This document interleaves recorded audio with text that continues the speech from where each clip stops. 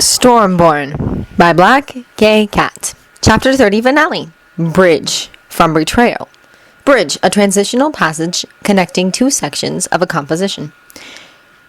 There's blood dripping down his face, sliding into his eyes. Kakashi takes a breath, trying to get his wind back, and wipes it away.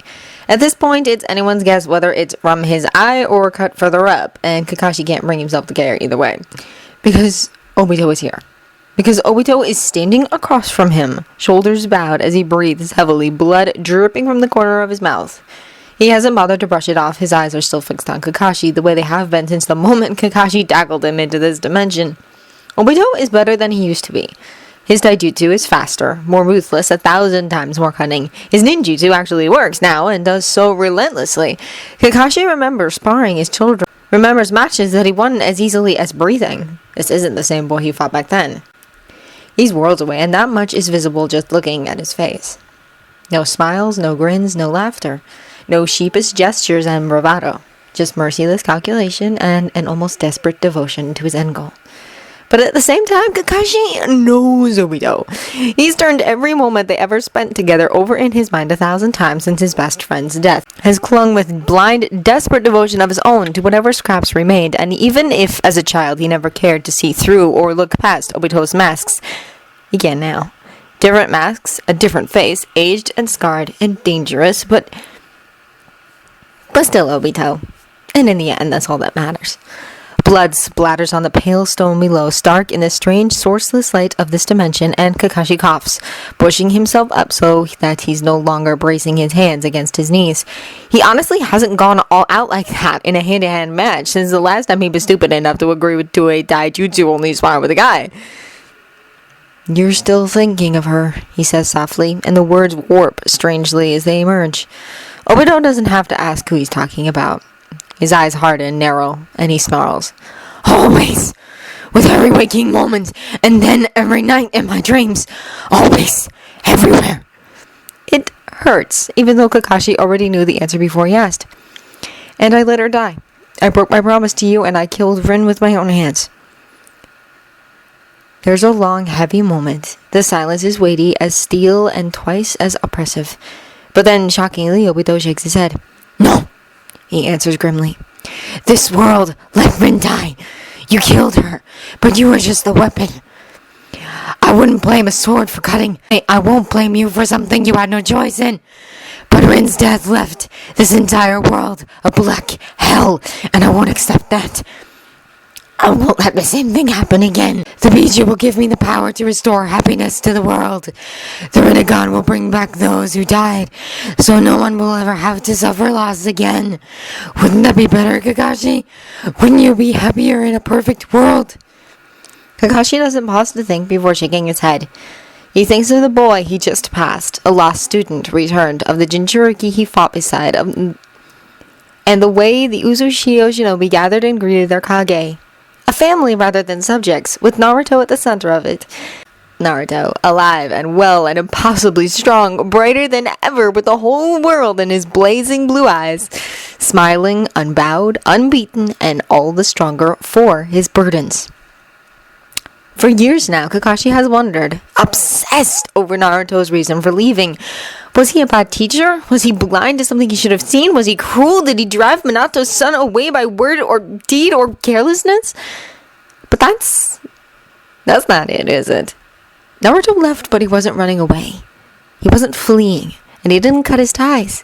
He forged ahead, and when the small-mindedness of Konoha's people would have held him back, when he couldn't see a way to earn their trust and faith, but couldn't wait long enough to find a way, when he saw a need in himself and Gaara and Haku, abandoned and lost and hurting, he had pressed on.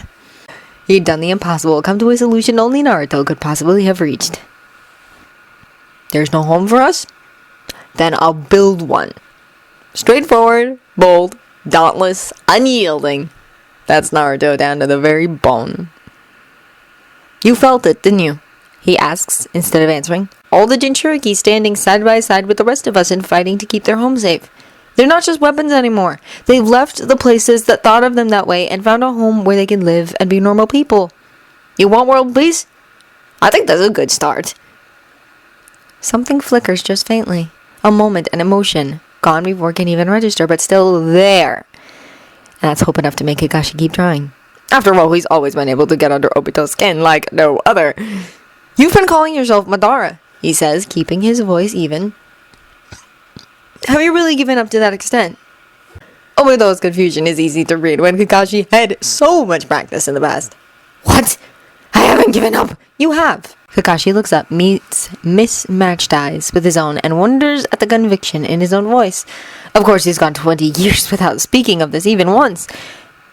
Maybe it's finally time. Who are you? Tell me your name.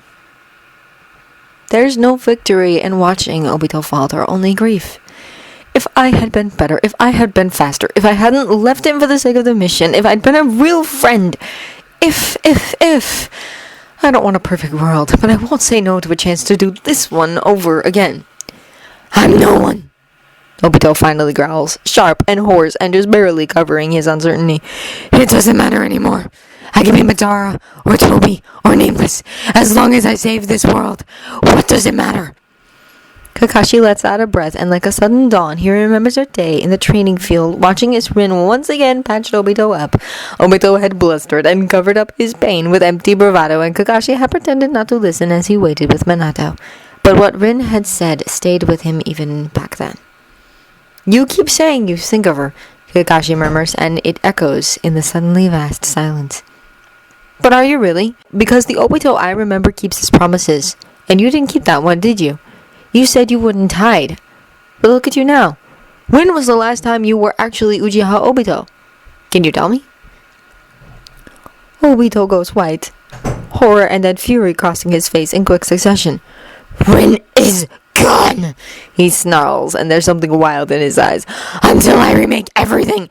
Carefully, Kakashi keeps his voice mild, even if all he wants to do is yell and scream and break whatever kind of delusional state Obito must have fallen into. And who will you be afterwards? Madara still? No one? Because I remember, even if you don't, Rin loved Uchiha Obito. Obito's face twists, but before he can interject, Kakashi forges ahead. Rin loved Uchiha Obito. I know she did. But if you aren't Obito anymore, she wouldn't give you a second glance. You know that too. So is it worth it? Becoming someone Rin wouldn't care about, might even hate, just because you're grieving? That turns him another snarl, this time wordless and full of fury. You don't understand! Rin was my everything! She was everything I ever wanted or needed! Even if she didn't love me back, that was fine! Because as long as she was there, I could believe there was something good in the world! But she's gone! She died! So what does it matter? There's no one left for me, but I'm keeping my promise! I'm bringing peace just like we all wanted, isn't that enough? It's so very much an Obito answer, no matter how twisted with pain and anger, that Kakashi's heart aches. Obito was always put other people first before himself, before training, before personal safety. Kakashi's left eye is proof enough of that. Come back, Kakashi says softly, taking a step forward. Obito falters, almost as if he's going to retreat, but holds his ground. Kakashi lets go of all his instincts, his common sense, his wariness, and reaches out to grip Obito's shoulder lightly. Come back. Be Uchiha Obito again. What you're doing now is a shortcut to the end, and it will only make people hate you and reject your peace. Kakashi has been a Konoha shinobi his whole life, practically since he could first hold the kunai. And yet, what comes next is so impossibly incredibly easy to offer. It's almost a relief to finally open his mouth and set the words free. But let me help you, Obito. Let me support you. Let me be there for you the way I never was before. Look at Naruto. If we can bring together 5 human weapons and make them into a family, we can spread peace even to shinobi.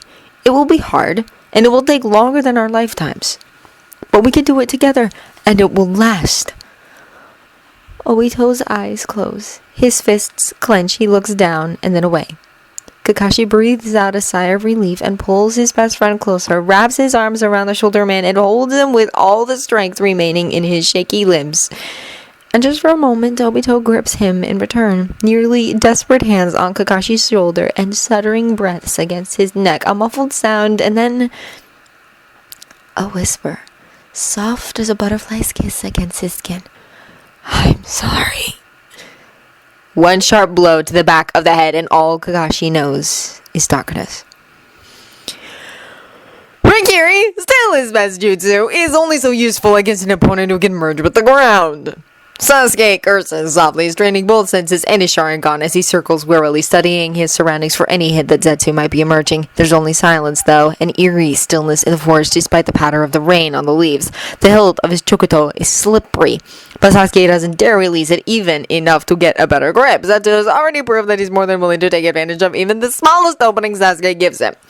He doesn't quite risk a glance over at Naruto's fight against Madara, but the explosions of chakra have ceased for the moment, and Sasuke won't let himself so much as consider that it means Madara has won. Naruto will win. There's no doubt. Being who he is, Naruto can hardly do anything different. You know, a whispery voice murmurs, and Sasuke narrows his eyes, slowing his steps and trying to pinpoint the source of the sound. You're quite good for someone with only rudimentary training. Sasuke snores, doesn't even try to restrain himself because he's been trained by Captain Kakashi by the Sennin Jiraiya. He survived 4 years in Anbu, 2 years traveling with Jiraiya and playing spy. He had the guts to face down Haku and Orochimaru and an insane Jinchuriki at the age of 12, regardless of whether he won or not, and he's only gotten stronger since. He doesn't lose anymore. Won't. When he knows what's on the line. Madara might be his ancestor, might be family, but he's no Olive Konoha. And this is Sasuke's village, his home. He's not about to let it be destroyed. Rudimentary training? Maybe it is when compared to someone like Madara, but it's not Sasuke's only weapon. He's fighting for his home, for his friends, for Naruto. There's absolutely no doubt that Sasuke will win either. He will. There's simply no other option he'll allow himself. Come out and face me, coward, Sasuke invites darkly, tightening his grip on his sword. I'll show you just how rudimentary my training is. Zetsu chuckles, rough and raspy. It's not an insult, boy. You're strong now. Imagine what you could become if you had someone to truly help you, rather than fumbling in the dark and holding you back the way Konoha has. Imagine how easily you could achieve your revenge then. Your brother would be nothing. You could kill him, gain vengeance for the slaughter of your clan. Justice. Madara could help you. He knows everything there is about the Sharingan. He fought Senju Hashirama himself to a standstill. Don't you want power like that? Don't you want to find Itachi and drive your blade through his heart for everything he's done? Sasuke takes a breath, and it shakes. And not with anger, or fear, or even temptation. All he feels right now is rage, black and thick and choking. It strangles his breath in his throat, makes his heart wrench and pound in his chest, skips across his nerve endings like sharp-edged lightning because he's had enough. Enough of being told what to do or what to be. Enough of being told how he should think or how he should see things. Enough of being manipulated. Everyone's done it. Danzo, Itachi, the Saitama, Kakashi, Sai, Sakura, and now this creature. They've all shredded at one point or another. With good intentions sometimes, but it's still manipulation, still an attempt to twist him, change him. Naruto hasn't. Naruto has never tried and never come to him as anything more or less than himself. Even when hiding behind masks, the relationship has always been more or less the same, on even and equal ground, and for that, Sasuke will forever be grateful. But Sasuke is a shinobi. He understands advantages, and though every nerve and instinct in him screams at denial, he allows his tense muscles to ease, his grip to loosen on his chokudo. He straightens from his half-crouch, eyes narrowing, and though he keeps moving, keeps scanning his surroundings, Sasuke allows his body language to read, interested. You're Katsuki, he says flatly, and it takes every ounce of experience and skill he has to keep it neutral. Why would you help me against one of your own? There's a ripple of earth, and Zetsu rises like a plant in full growth, the look on his inhuman face smug and satisfied. A Venus flytrap that just tricked and trapped a whole swarm. But your brother is weak, and isn't it natural to want to remove the weak from the pack? To thin out those who won't benefit us? We are trying to change the world, little Uchiha. Can't you believe in a goal like that? Wouldn't you like a world without lies or treachery? There, in the trees behind Zetsu. A shadow. Just the barest indication of movement. But the Sharingan sees it. Sasuke doesn't look, doesn't give whoever it is away. Enemy or ally, either might give him the opening he needs. Weak? he asks instead, and it comes out derisive, even though he isn't trying. Itachi? A shift in the shadow, a slight but silent tensing, and Sasuke's breath almost catches. He's forced to wonder. Soft, Zetsu murmurs, gliding closer. Too easily swayed by emotion, too dismissive of strength. Don't you remember that night he scorned you so bitterly, calling you weak? He didn't bother to kill you. Why not take advantage of that and get your revenge? You've been waiting so patiently, Uchiha. Isn't it time to push forward? The rage coils and twists in his gut like a living thing, like a dragon, vicious and unrelenting. Leverage, he thinks again, the same way he did when he first heard the truth behind the massacre. I was leverage against my brother.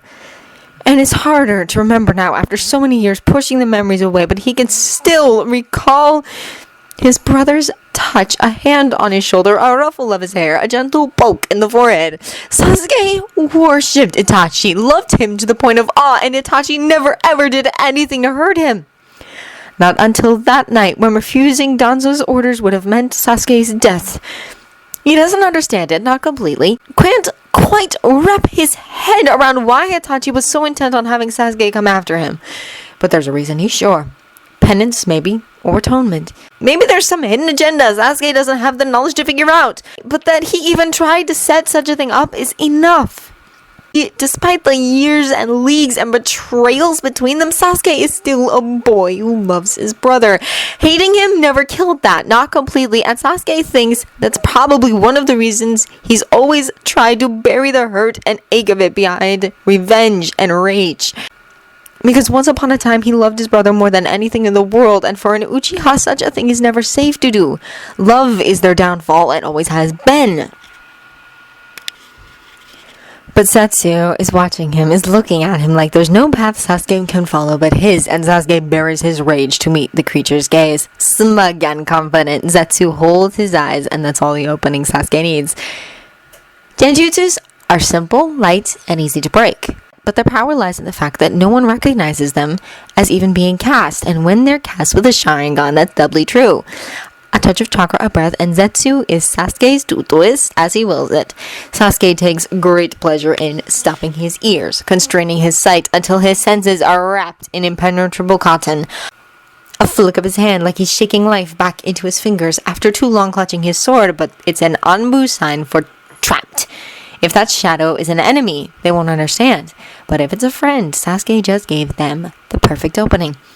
And the shadow moves, swift and utterly silent, blurring through the trees, a flash of red and black eyes, a twist of one hand, and black fire blooms wrapping around Zetsu like a grasping hand. Zetsu lets out a cry that falls somewhere between a snarl and shriek, leaping away, but he can't escape it, can't pull it out, even though it burns him alone. And Sasuke watches like something with vicious satisfaction as the creature is reduced to nothing more than ash. Only then does he turn and look at his brother, leaning against the trunk of a tree. Itachi looks back at him, so much older and wearier than he was the last time Sasuke saw him, face lined and skin pale. There's a crow perched on a branch above him, one Sharingan eye fixed on Sasuke, and Sasuke regards it suspiciously for a moment before dropping his gaze to Itachi. Another moment of silence, tense and weary, and then Sasuke lets out a short, sharp breath and sheathes his chokuto. "Forgive me, Aniki," he says evenly. "You wanted us to have the same eyes the next time we met. I've failed you."